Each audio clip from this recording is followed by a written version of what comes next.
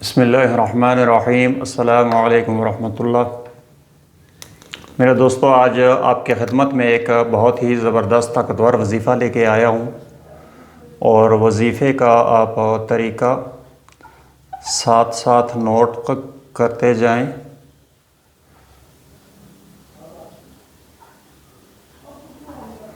وظیفہ بہت طاقتور ہے، کسی بھی قسم کی رکاوٹ اور پریشانی کے لیے اس کا آپ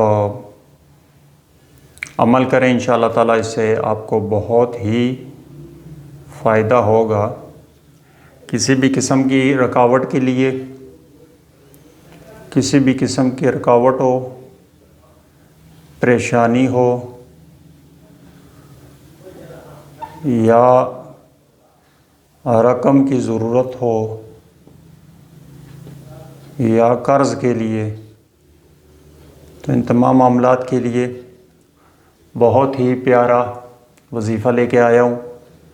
میرے دوستو، سب سے اہم بات جو کہ شرائط میں سے ہے،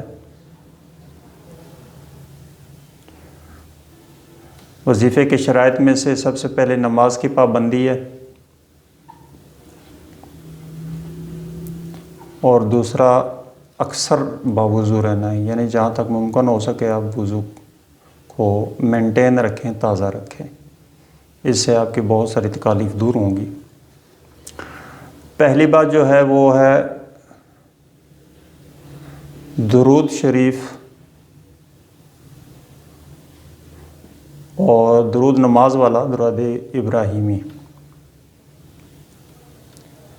100 مرتبہ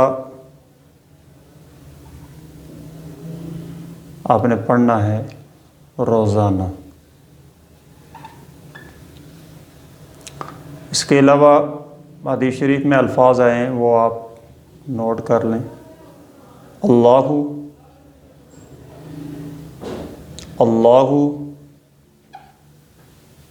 ربی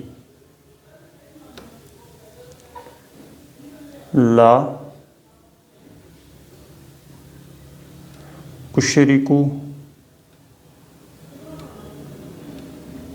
بہ شیئا۔ اللہ ربی لا اشرک بہ شیئا، اس کا ورد آپ نے کرنا ہے 100 مرتبہ۔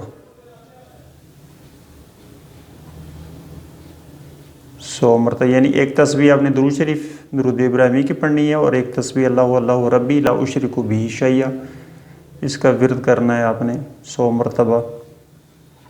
اور آپ کا یہ ٹوٹل جو ہے یہ 3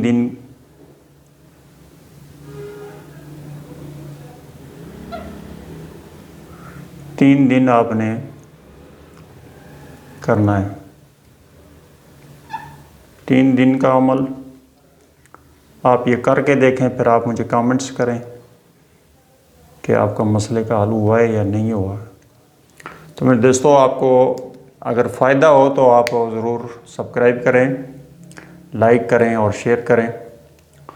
تو باقی آپ میرے لیے دعا کریں، میں آپ کے لیے دعا کروں گا، اور آخر میں آپ دعا میں شامل ہو جائیں۔ اور تمام لوگوں کو دعا میں شمولیت کے لیے صدا ہے۔ اے اللہ تعالیٰ، جو لوگ بھی بیمار ہیں ان تمام پہ اپنا کرم فرما، اپنا رحم فرما۔ یا اللہ، جو بھی لوگ مقروض ہیں ان کے قرضوں کو ادا فرما۔